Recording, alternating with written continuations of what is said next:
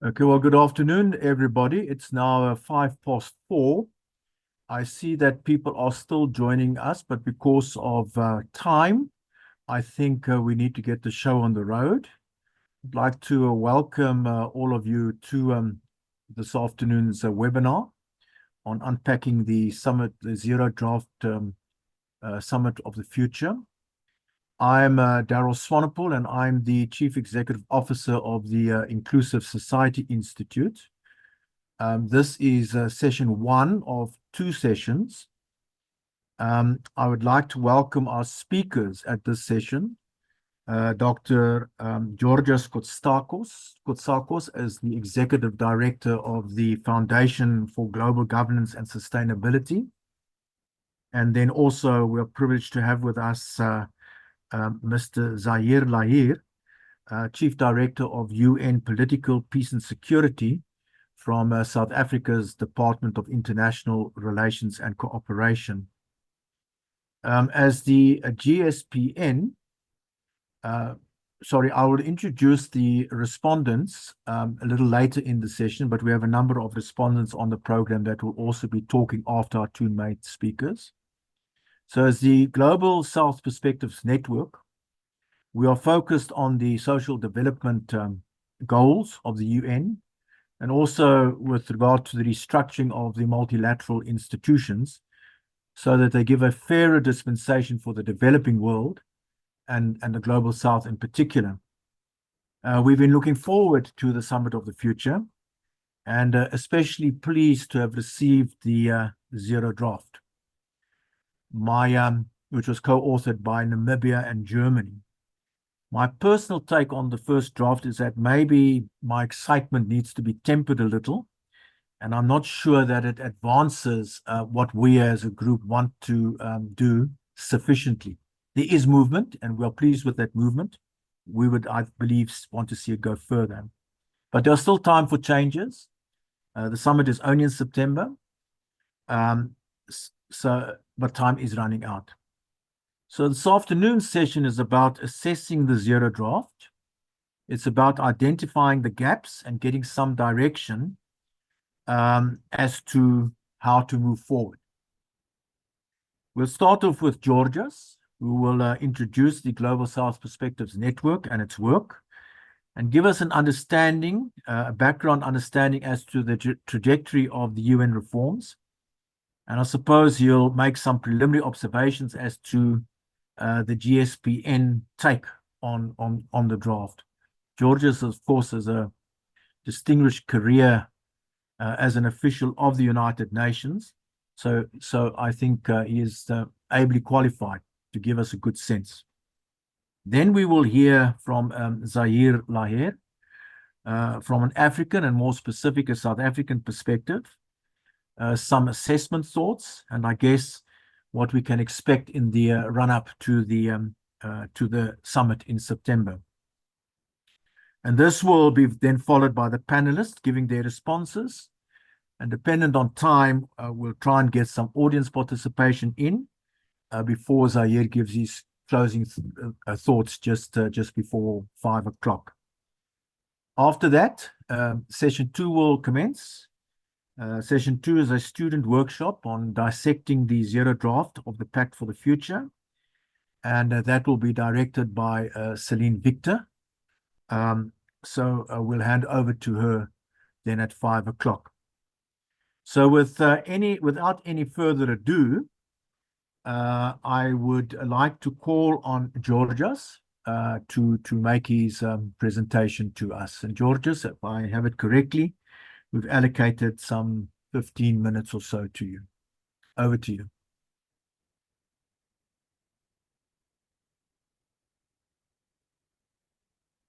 Thank you, Daryl. Thank you very much. It's great to be here with the team of the Global South Perspectives Network and friends from all over the world. I'm trying to maximize my presentation. I don't know if it has happened for you. Yes? It's looking very good. Looking very good. Thank you. Let me start then. I'll try to give a background also for our network, but for the UN reform process, the Summit of the Future, and a few introductory remarks on the zero draft.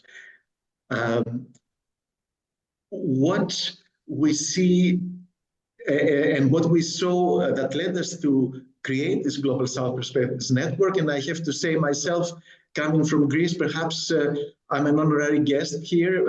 I'm not. It's the European South, but we are all together in this effort. It's my personal experience at the UN, serving under Secretary General Kofi Annan and Ban Ki-moon in the past, that also led me to think that the UN is a bit of a Western construct. It was created in 1945 after the Second World War, of course, and it was being created during the Second World War.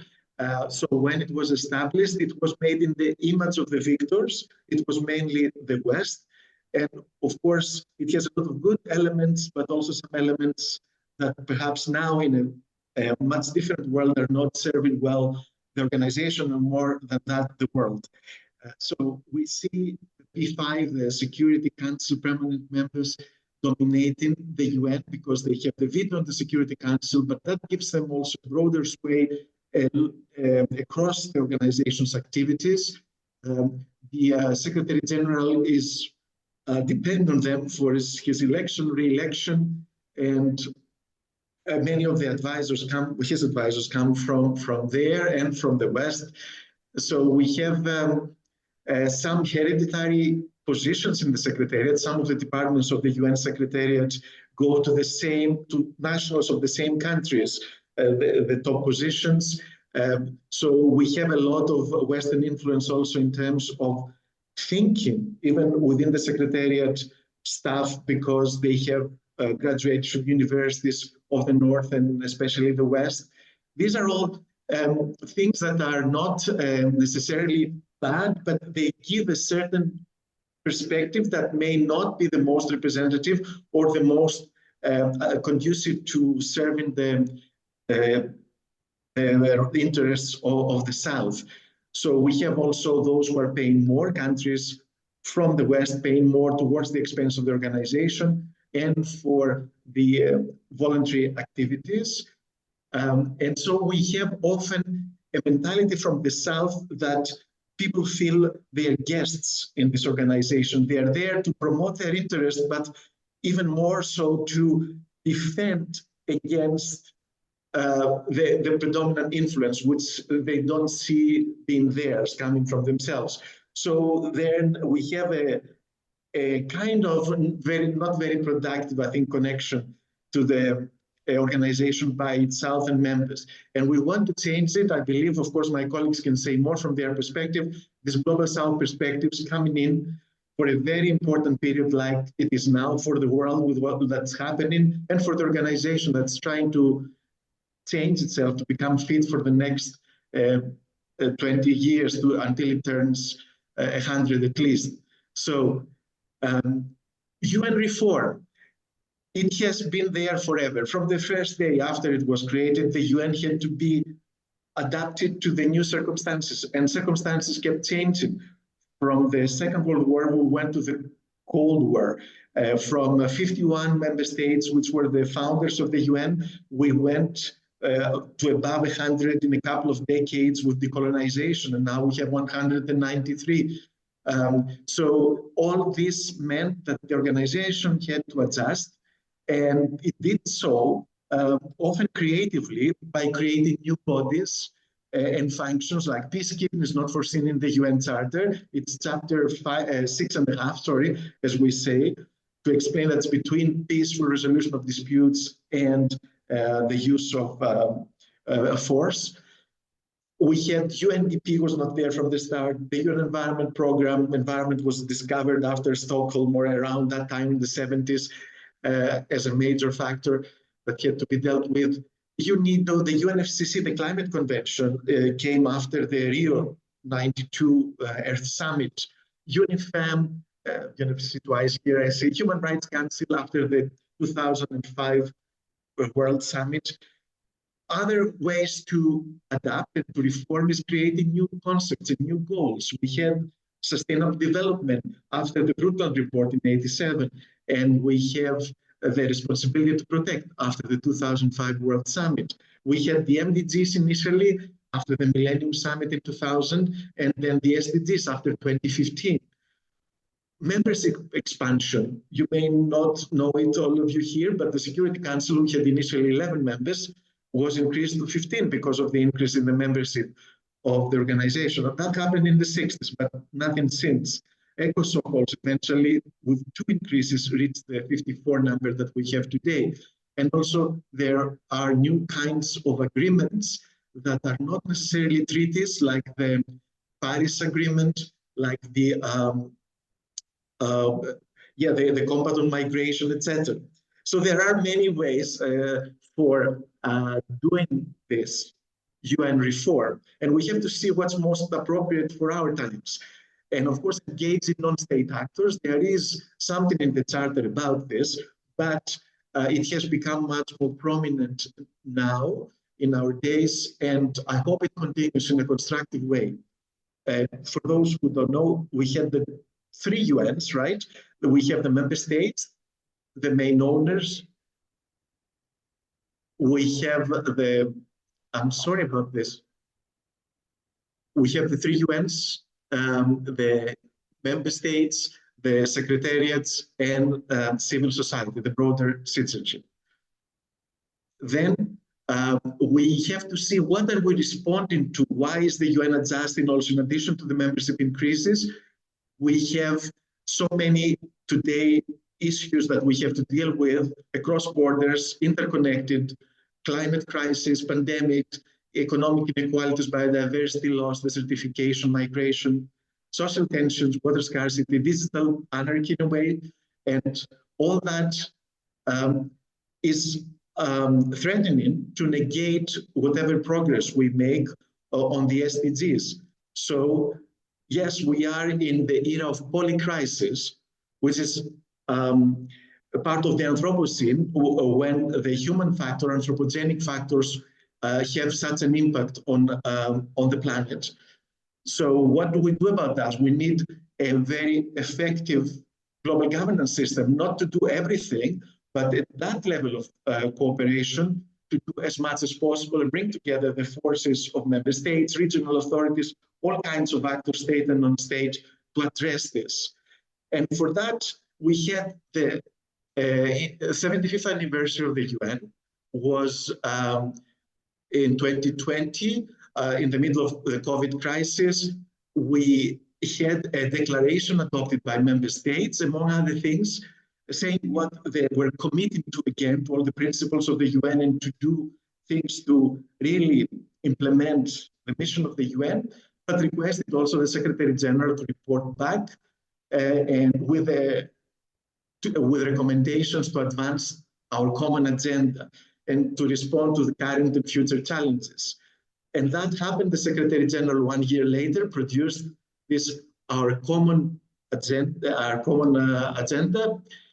which is a compilation of ideas and proposals, about 90 proposals aimed at turbocharging the 2030 agenda, the Sustainable Development Goals, and affecting positively the lives of people.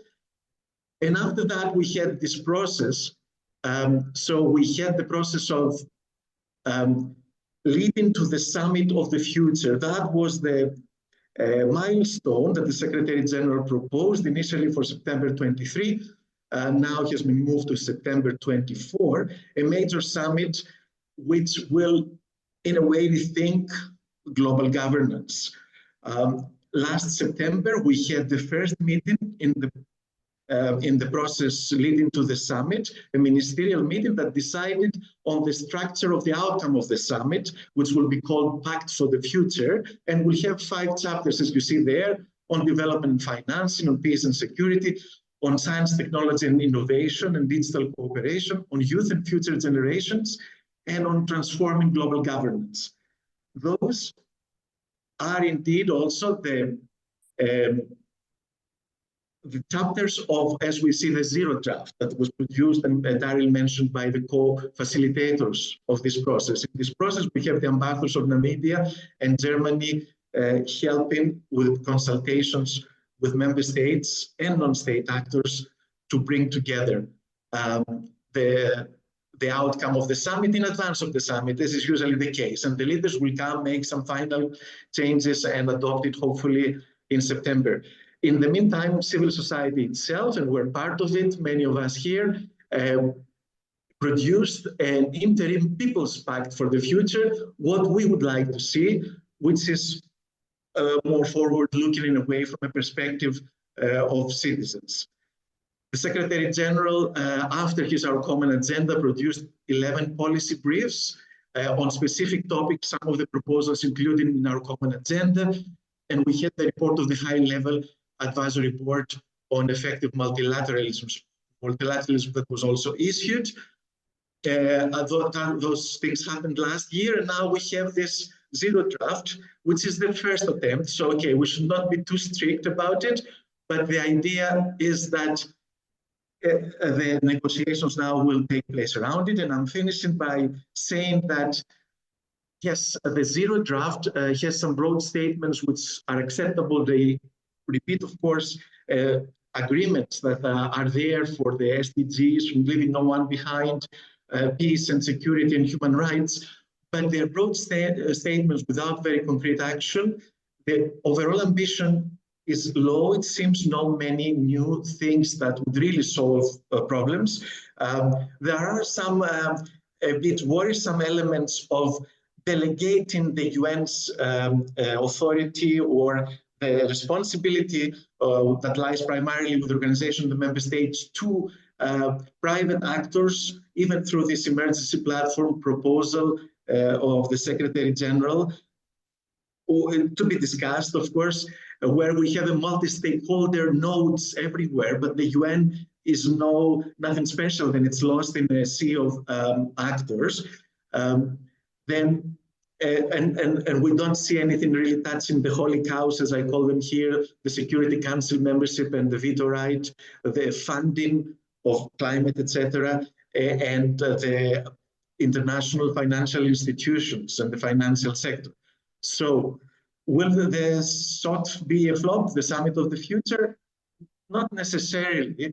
It does not need to be one. And for me, the Global South has to remain vigilant, but also proactively engaged to make sure there is a good outcome.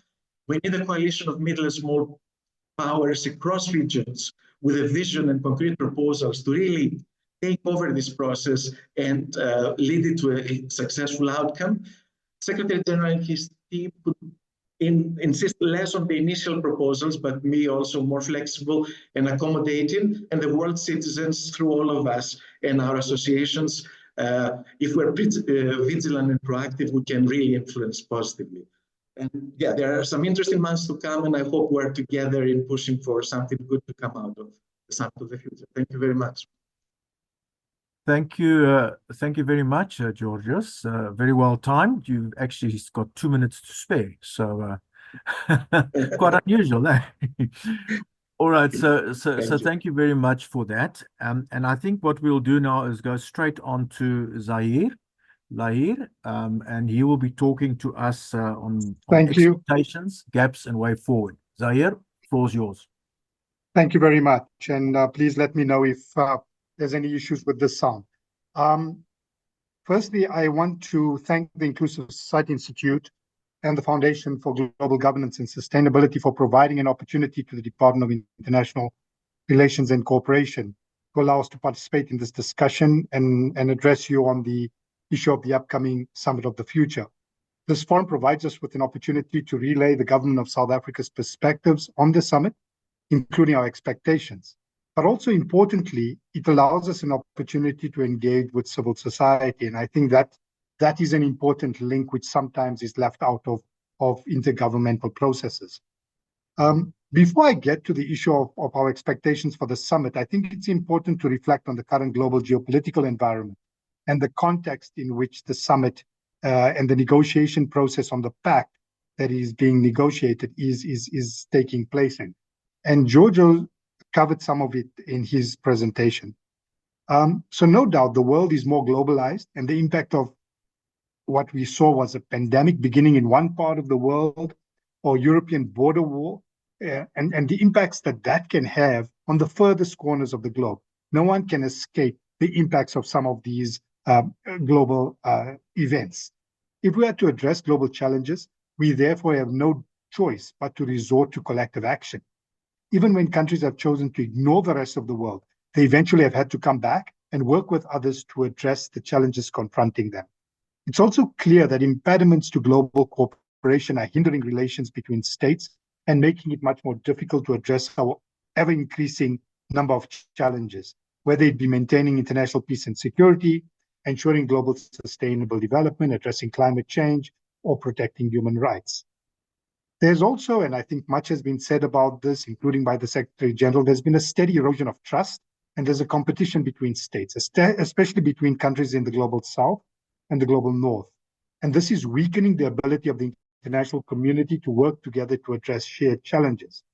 The obstacles we are facing include growing unilateralism, geopolitical rivalries, inconsistent compliance with, and at times blatant violations of international law, and the application of double standards. There's also been a proliferation of alternate forums and side processes outside of established multilateral processes, where decisions are taken amongst the few, thereby disenfranchising the many, or to divert attention away from the non-delivery of multilateral commitments. So, colleagues, to give you context, and I think I won't go into much detail because George has covered some of this as well. When the 75th anniversary of the UN was commemorated in September 2020, world leaders adopted a declaration in which they declared their commitment to multilateralism with the UN at its center. And the Secretary General was asked to prepare recommendations to advance our common agenda, and essentially to look at how the UN can respond to contemporary challenges, noting that, of course, the UN was created in a particular global framework. So in response, in September 2021, the Secretary General presented his report, Our Common Agenda, highlighting opportunities and challenges, in specifically looking at how do we implement the Sustainable Development Goals and other commitments made by member states. The report called for a summit of the future to forge a global consensus for the global community to be prepared for future threats and challenges. The summit, of course, will take place during the high-level week of the 79th session of the UN General Assembly this September, and it's already been preceded by a ministerial meeting, which many of our ministers participated in, and it took place on the sidelines of last year's UN General Assembly. The ministerial meeting was an opportunity for member states to set out their expectations and priorities for the summit and its expected outcome, which, as you know, is going to be called the Pact of the Future. The ministerial meeting also stressed the importance of having an ambitious, clear, and action-orientated outcome that can be achieved at the Summit of the Future. The challenge, of course, is noting this global environment. Can we have this ambitious, action-orientated outcome in the current global framework, where we see in many multilateral meetings that it's become much more difficult for us to forge consensus. But ultimately, this is what we set ourselves to do.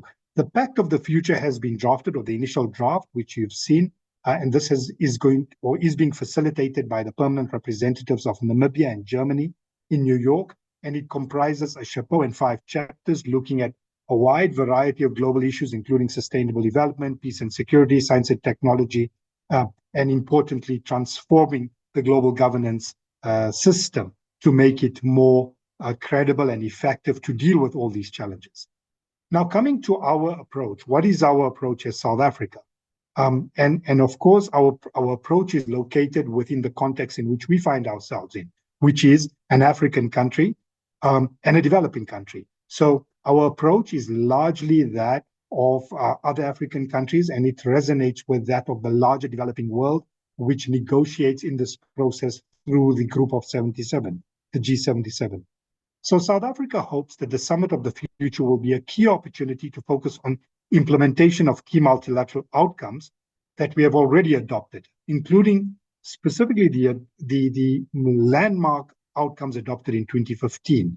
These were the 2030 Agenda for Sustainable Development, the SDGs, the Addis Ababa Action Agenda, which dealt with development financing, and the Paris climate change outcomes. We have stressed in engagements at the United Nations that if we want this process to deliver real results, we have to start by engaging in some honest self-reflection.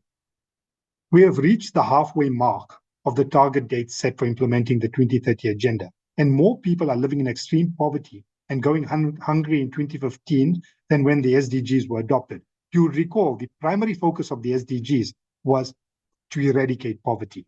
But we've obviously we've not been able to get that and have not made any significant progress in achieving these goals. Why is violent conflict on the rise? How do we speak of reinvigorating multilateralism after decades of summits and declarations that have left us with so many commitments not yet implemented? What do we mean by restoring trust and finding solutions for a better tomorrow if we look away while a horrific genocide unfolds before our very eyes? These are some of the global challenges we face. So, colleagues, the undertaking to hold a summit of the future should seek to do things differently as we seek decisive actions that make a positive impact in the lives of our people and transform international systems of power, governance, finance, debt, trade, and technology so that they work for all countries and developing countries are not left out. For South Africa, and these issues, as I said, resonate with the G77, it means that the summit must focus on a commitment to meaningfully reform the international financial and debt architecture, measures that go beyond GDP to inform access to development finance, harnessing the benefits of science and technology and innovation for all, bridging the digital divide, achieving a fair pro-development multilateral trading system, and scaling up financing for adaptation, resilience, and loss and damage, while ensuring that climate financing does not subtract from development financing. These essentially will give meaning to Goal 17, the means of implementation of the SDGs. The Pact of the Future should focus on securing urgent processes, also a progress on nuclear disarmament, including through the fulfillment of the unequivocal undertaking by the nuclear weapon states towards the total elimination of their nuclear arsenals, which is key to upholding the non-proliferation regime and securing the inalienable right to peaceful use of nuclear technology. We've made commitments with regard to this, but is the world more safer? I think today we see the nuclear threat emerging again. Again, this is about non-implementation of agreements, in this case, the Non-Proliferation Treaty. The summit also needs to stress the importance of promoting conventional arms control, including curbing illicit trafficking and excessive accumulation of such arms, avoiding the weaponization of space, cyberspace, and other emerging domains. It's also vital to prevent excessive military spending and instead direct resources to the achievement of more urgent priorities such as the SDGs. For the SDGs to be fully realized, we need to address persistent challenges to peace and security because development and peace and security are interdependent. However, security measures, we've constantly stressed, should not be used as a precondition for development. The UN peace and security architecture must be revitalized to be able to effectively address threats to international peace and security. Of utmost importance in doing this is negotiations and progress that needs to be made on negotiating the reform of the UN Security Council to make it more representative and effective.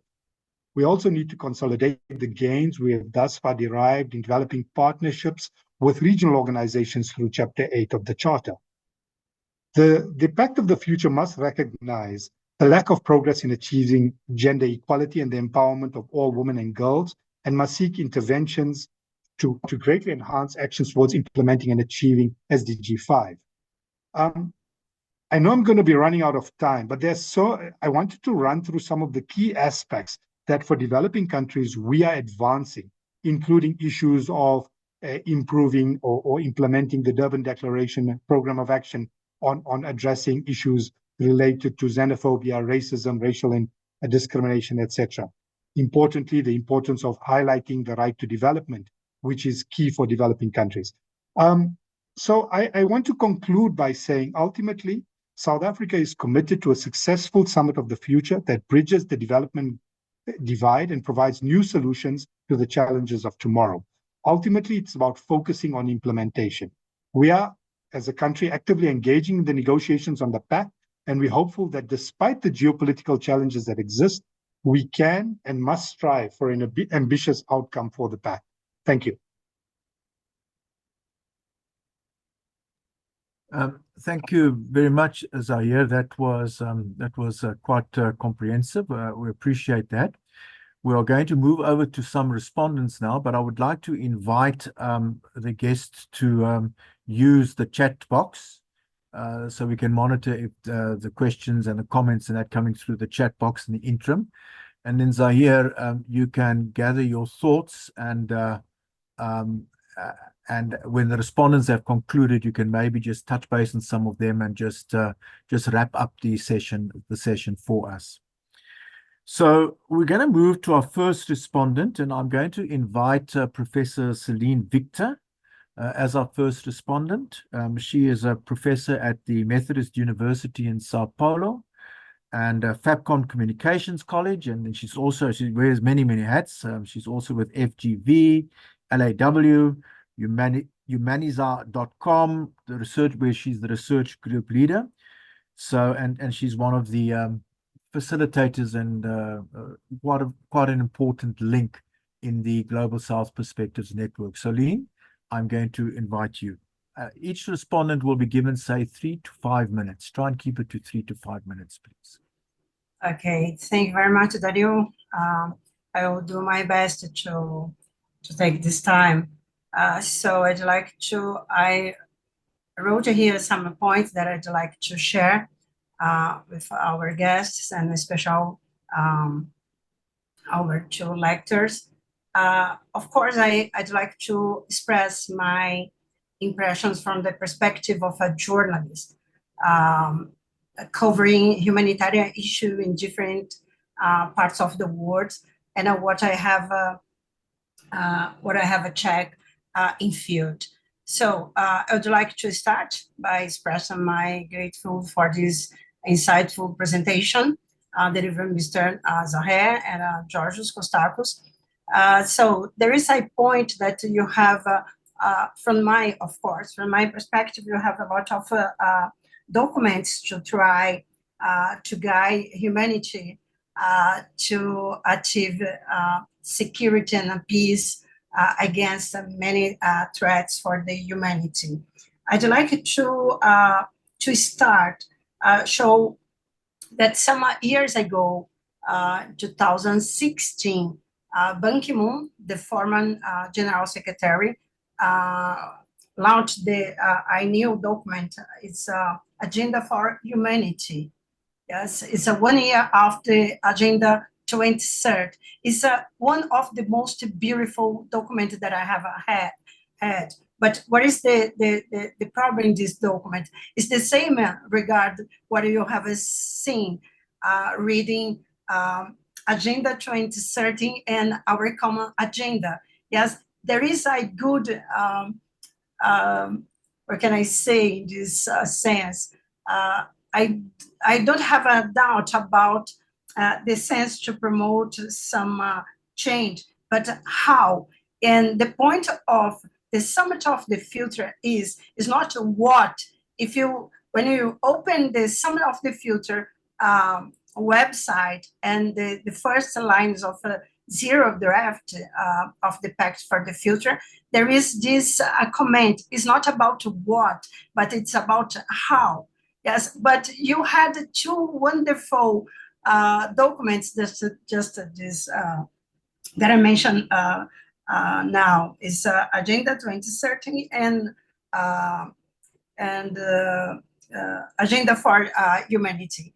Yes, but the point is how is possible to engage people to promote this shift, because what you have seen the same. So the Agenda for Humanity, as I said, is one of the most beautiful document and commitment that I have read. But what is the point to how is possible to put it in practice? Because there is a good idea, it's a good opportunity to promote this atmosphere that something is happening, but what is happening concretely? Yes, concretely. And I agree with Georgios and Mr. Zahir about the point, but my focus is maybe you have some steps to discuss in this sense. The first one is the level of information about this process. Okay, there is a UN reform or global governance reform. There is this process. There is this movement to make much more than to achieve, but to maybe to rescue or recovery the belief and the trust that is possible, that you can open our eyes and think, okay, there is someone, there is some institutions, look at us. Yes, but I don't want to, I don't like to continue my speech, focus on, for example, in Gaza, what is happening in Gaza now, but what is happening in Brazil or in many countries that have faced the impact of a global war, global climate change, sorry.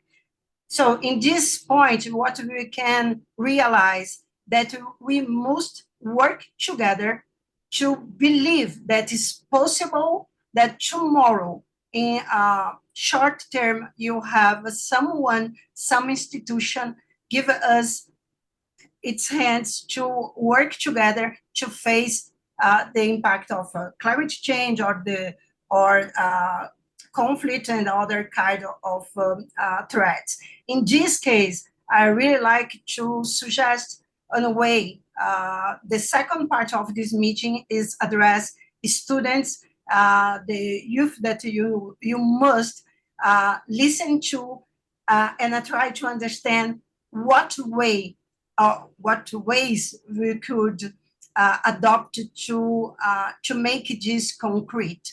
In my perception and our own perception, covering humanitarian suffering in many countries, you don't have a more time. We don't have a more time for new documents, new commitments in like just a one statement. Much more than a statement, you need actions. And what actors now in George's speech, what kind of actors we can put this hope?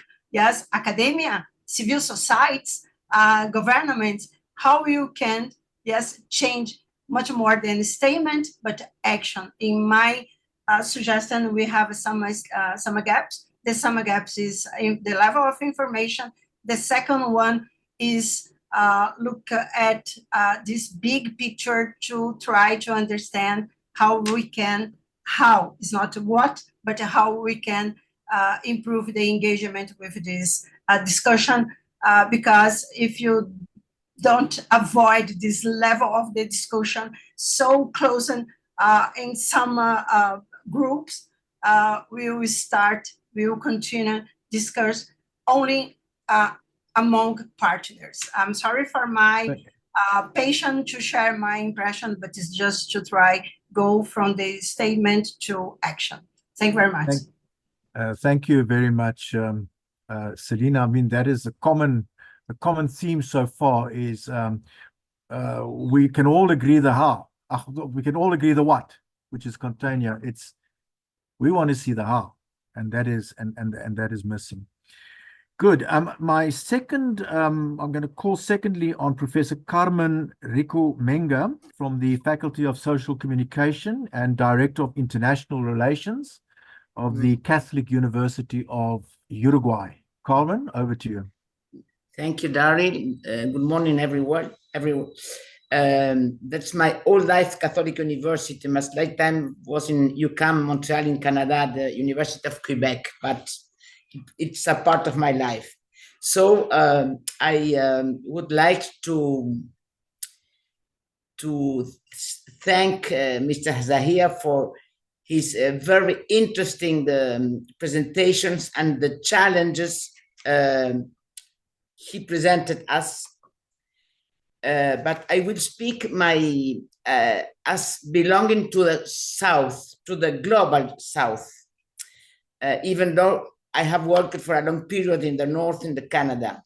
So my concern as a member of the Global South Perspective Network a professor immersed in the reality life from the ground, not in the war as Silene, but in the ground.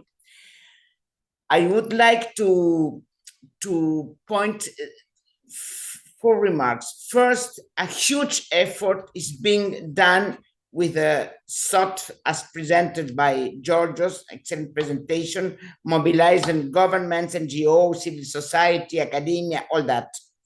I have followed the contribution 500 for the zero draft. It was very interesting that I found.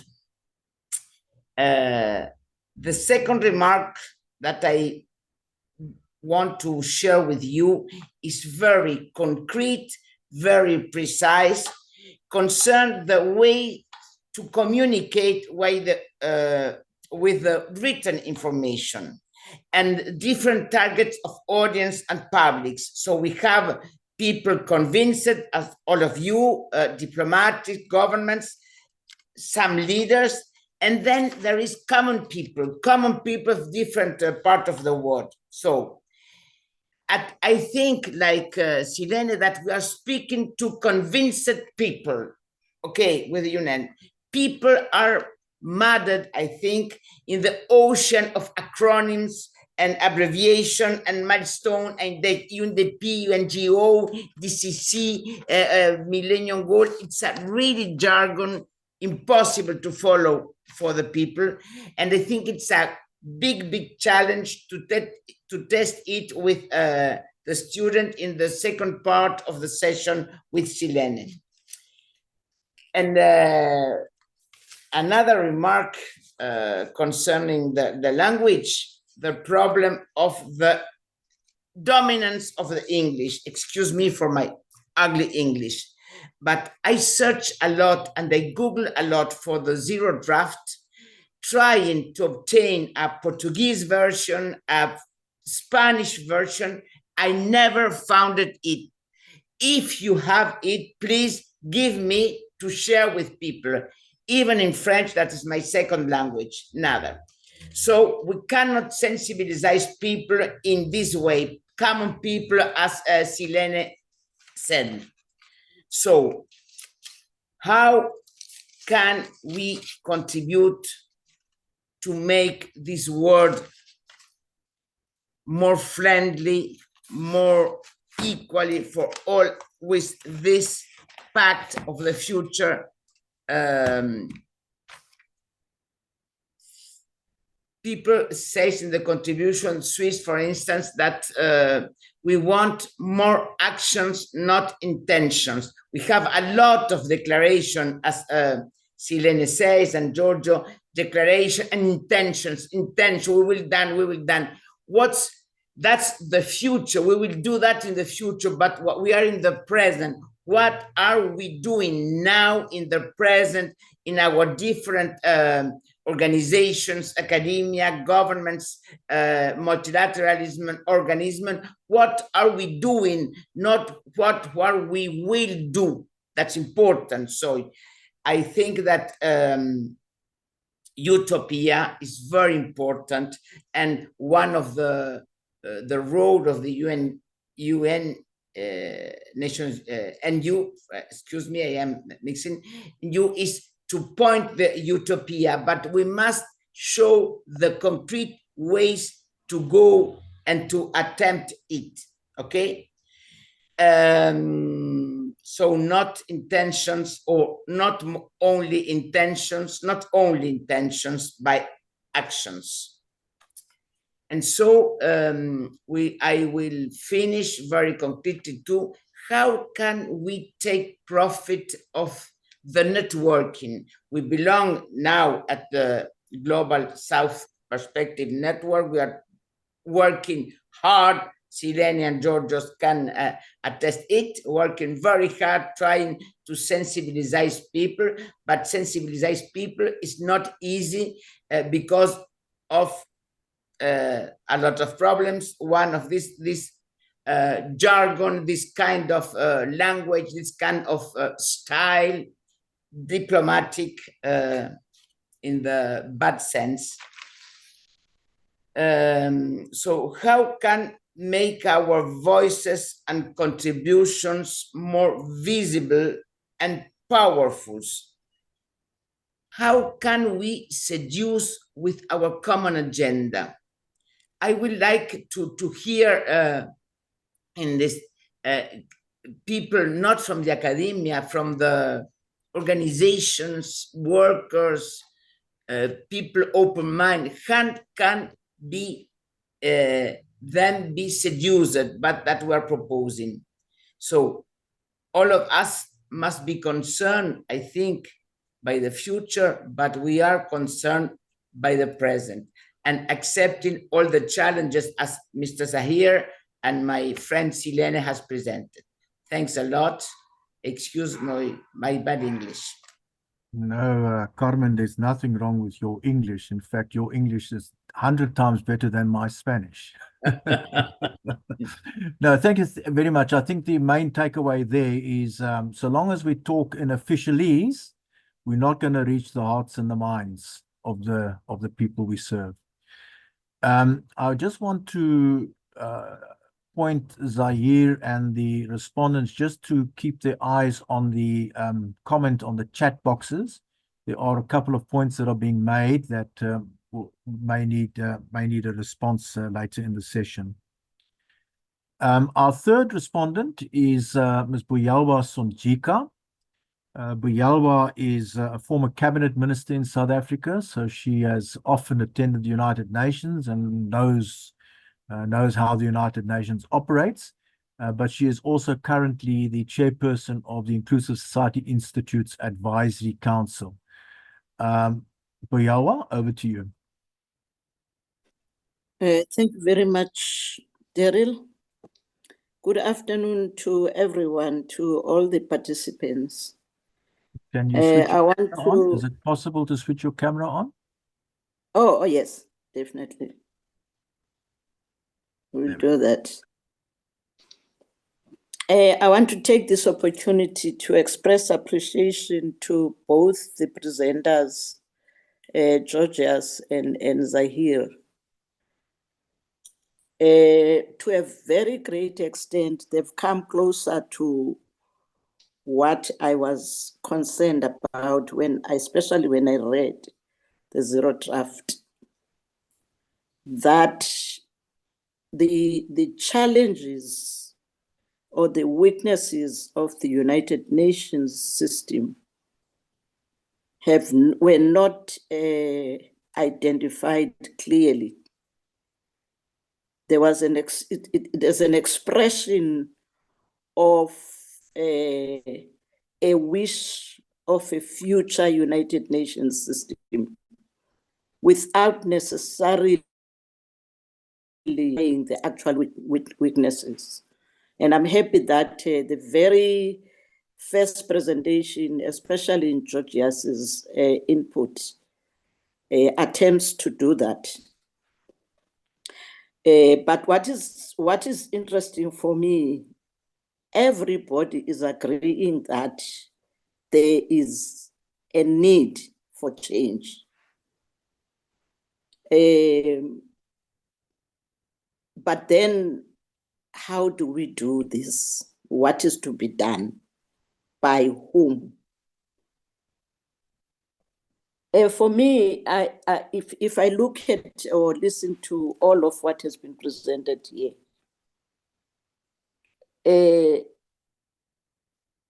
all of the challenges, especially looking at Georgias's input, all of the challenges do impact on the structure or the apparatus. He speaks about a global south that is not well represented, and a number of other issues that he's raising there that point to the weakness of the apparatus of the United Nations, which means, therefore, if you are talking about change, you have to look at that structure, especially if you are talking about the need for meaningful change on the global governance. So you need to look at that structure first and foremost. But also, you can't have the same laws that were established, some of them around 1945, 1942, still relevant to date. I'm sure that there's dynamism in life and to the socio-economic challenges of the day. The global economy is totally different from what it was in 1945. So you might have to look at the change of the international law. So I'm trying to narrow this change that we're talking about to specifics in terms of what we ought to look at for us to change it. Thirdly, the issue for me is leadership. I'm not sure if locating all of this responsibility to the office of the SG would give it the independence and objectivity that it deserves. I'm not sure, but maybe it's my lack of understanding of the United Nations system. But I would have thought that maybe it needs some leadership, whether it would be an interim structure or a person, but somebody must lead this project. This is a specific project within a project of the United Nations. So for me, it has to be treated as such and given leadership. Otherwise, it will never move if there's no leadership. Chair, lastly, and probably if you're looking at having someone to lead it, maybe especially the Global South might want to look at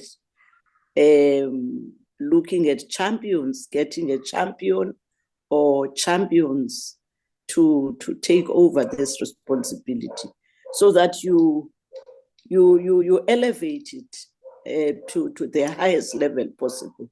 Thank you, Chair. Thank you very much, Boyawa. That was a very concrete, to the point, and advancing the discussion into the House. There's a couple of good suggestions that came out there. We have on the program Professor Mohammed Tabar, but I know that he said he's got some connectivity problems. So if I've looked through and I don't think he is on board. And when the working group met last night, we said that if we do not have him on board, then we will invite Dr. Adel Abdel Sadek from ACCR Egypt, who I see is online. There he is. So Adel, maybe you would just like to, from a Middle Eastern perspective, a North African Middle Eastern perspective, give us your views. Yes. First of all, I'd like to express about my pleasure to be with our colleague and our speakers from other world, especially because I am from MENA region, and we are interested in to engage with the other global south at first, and how to engage the global effort at all to improve to development the global governance. Because of we are in MENA region, as we are in Egypt and MENA region, we are suffering from the misunderstanding and the misapplying of the United Nations, which is applied after the World Second to 1945, for example. I think we are in a critical point as we are need to remove the global governance, because of we are suffering from the double standard. What is the global power deal with the MENA region? What is the global system, especially United Nations, which have any power to apply its rules and to apply UN shelter in MENA region, and how to save the peace and security as its mission. Also, I'd like to mention also there is many actors. It's very important for us in MENA region and the Africa, especially, and the global South. And over the world, it is related with there is a new generation. It is Generation Z, and the young people. They have a new perspective for the global system and how to deal with the youth and how to deal with this problem. I think the future summit for the United Nations, it is very important to involve the demands of youth in its agenda and how to listen to the youth, because of the youth is very suffering from misunderstanding and misapplying the global security system and the global governance especially. Also, I'd like also to make a multi-stakeholders cooperation. It is very important to push our reform. As you know, the reform, there is anti-power to have reform. As on the other side, we have made a good networking, a good power, a good coordination between us, especially the global South, to improve the global governance to be as just and to be fair and to be sustainability also. As a MENA region, we are make a study in which is issued by our initiative Global South Network. It is reflected the MENA region. It is very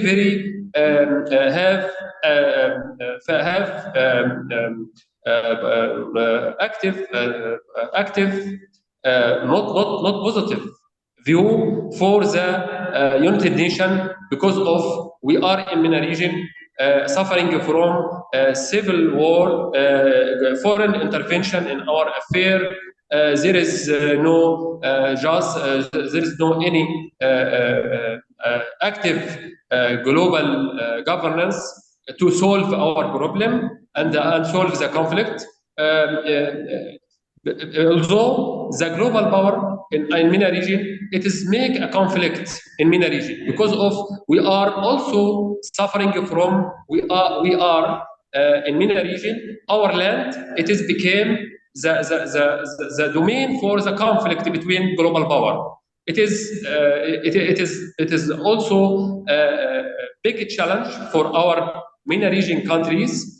I think there is a good development in Africa. For example, I think the movement for anti-French military French in Africa, for example, it is reflected.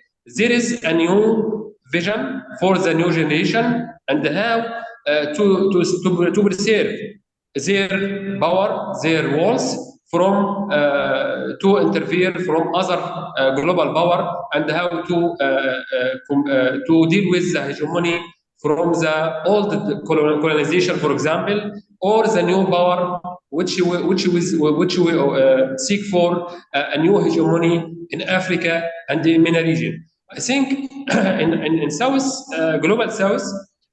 We are need to have a native project for the development and how to have a model for development. It is make a comparison and make a balance between the global power from our from side and how to deal with the new challenge which all the world face in this real time, which is trans-border challenges like illegal migration, for example, cyber attacks, it is poverty. Also, we can just a questions. What is the motive for the African youth, for example, to migrate to Europe? What is how to deal with this problem in development approach, not security approach? Why the European countries, for example, not promote the development in African countries, and how to help and support to provide more works and more challenge and more hope for our youth in our countries. It is very important to have the holistic approach to deal with our problem, especially in Africa and the MENA region. I think we are want to push the movement to reform global governance for achieve sustainable development, for example, and to face inequality in global system, and how to I think the global summit by United Nations in the next September, it is not the first round. I think we are need the round and after round, because of the battle to reform. It is make more patience and make more power and make more coordination between global south, for example, and the other powers like China, like Russia, for example. I think we have need ability to push to have a reform, and how to reform the global governance, because of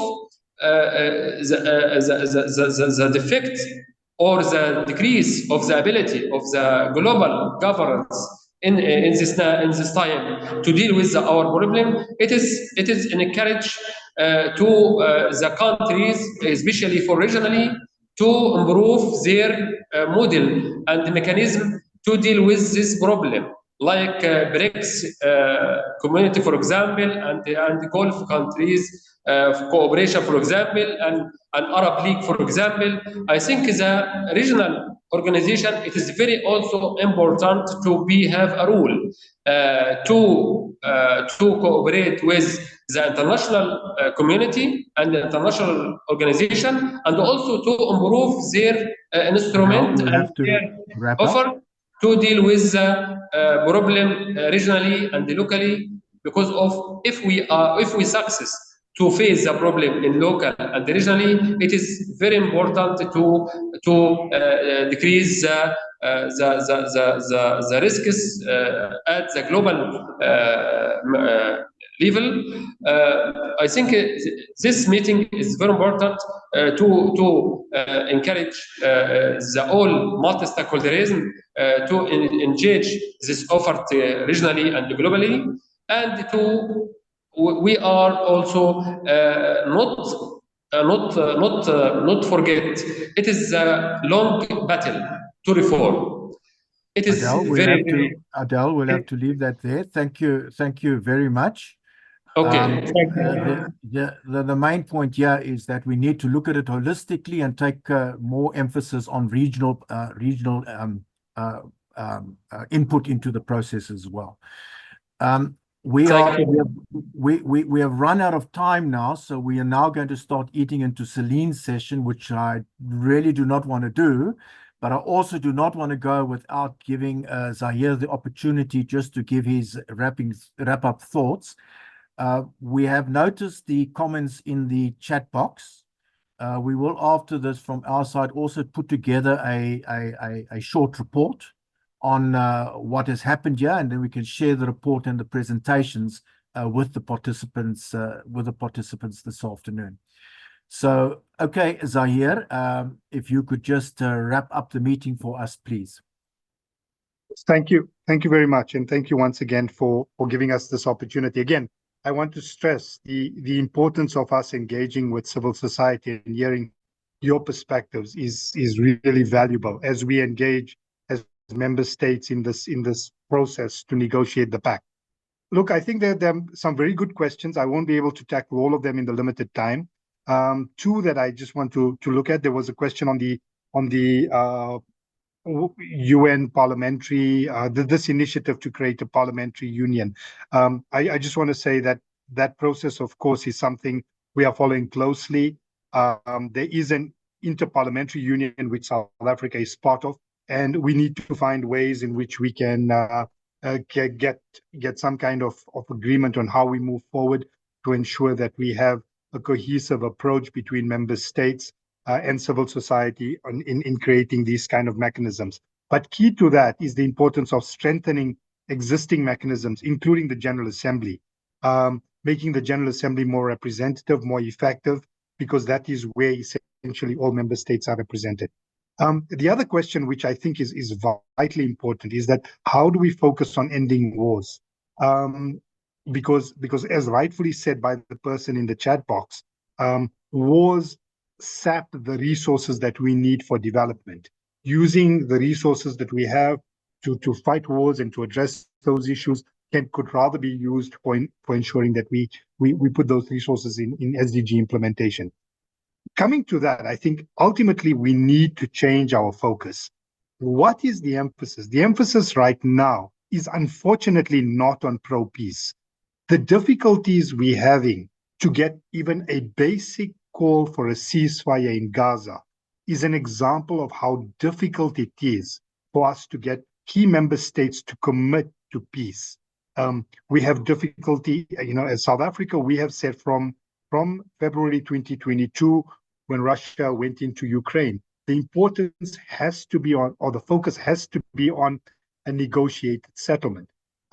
Ultimately, we need ceasefires, we need focus from the Security Council and UN member states on peace processes. We do not see that. We see rather an emphasis on prolonging war, on arming combatants, putting in money into military budgets to basically prolong conflict rather than focusing on resolving conflict. Key to that would be what has been said by many speakers, the importance of reforming the Security Council, reforming the system of governance to ensure that we have a focus on conflict resolution rather than the narrow focus that we currently have, which unfortunately prolongs conflict. The Summit of the Future and the focus on the new agenda for peace is an opportunity for us to highlight that. And I think from governments that believe in this and want to promote this, it's important that we get civil society support in also emphasizing this aspect. Let me end there, and I think this is a really useful engagement. There's so many issues we could pick up on, and we hope that there'll be further opportunities for us to do that. Thank you very much. Thank you very much, Ziad. And I think on that last point of yours, to my colleagues in the Global South Perspectives Network, I think we underestimated how much needs to be said on this topic. And I'm pretty sure that we will have to reconvene to take this discussion forward, and sometime before the next draft comes out, if we want to make any impact. So thank you very much. Just before I hand over to Celine, I just want to ask Georges if he has got any closing sentence or two. We'll give you 3 sentences maximum to make before we hand over to Celine. Plus my 2 minutes that I didn't use negotiating. So much interesting stuff was said, and I'm glad that the ambassador confirmed that South Africa is ready to work with civil society, because we have an attack by some countries against the inclusion of civil society. Of course, civil society has to become also more representative. We need more people from the South, and they may not have the means. So through this network also that we've set up, we're trying to do exactly that, to empower Southern voices also to be heard more. And as Daryl said, we will continue the effort, and you let us know how we can be helpful in this process also. The ambassador and everybody who came here, please stay in touch. Thank you. Thank you very much, everybody, for this session. Please stay on for the next session, which I will be listening into, and then I will be starting my weekend while those in New York are starting their working day. Thank you very much. Go well. Enjoy your weekend. Celine, over to you.